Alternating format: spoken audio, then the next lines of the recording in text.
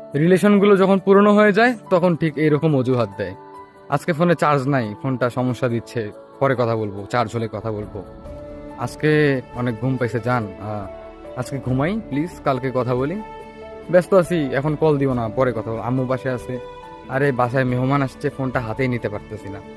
ও আরে মানে data on ছিল তো, ঘুমাই পড়ছিলাম, ওই জন্য হয়তো অনলাইনে দেখাইছে। মানে আমি অনলাইনে ছিলাম না। মানে অজুহাতের শেষ থাকবে না। অসুস্থ, মেডিকেলে যাচ্ছি, এখানে যাচ্ছি, সেখানে যাচ্ছি। মানে এক কথায় বলা গেলে আপনার সাথে যেন বেশি কথা বলতে না হয়, এইরকম মানে আস্তে আস্তে দূরত্ব বাড়াবে যখন রিলেশন মানে একটু পুরনো হয়, বুঝছেন? প্রথম প্রথম তো অনেক কিছু, সেকেন্ডে সেকেন্ডে মেসেজ, খাইছো কি না, না খাইলে শরীর খারাপ করবে, হ্যান ত্যান, হাবি জাবি বহুত কিছু। কিন্তু যখন পুরনো হয় তখন মানে ও যে আপনাকে সময় দেয় না, আপনি যদি বলেন যে তুমি আমাকে এখন সময় দিচ্ছ না কেন, তখন সে এটা মানতেই চাইবে না। এরা এটাই বুঝাবে বারবার যে আপনি তাকে ইগনোর করতেছেন, মানে বারবার সে এটাই বুঝাবে যে আপনি তাকে ইগনোর করেন।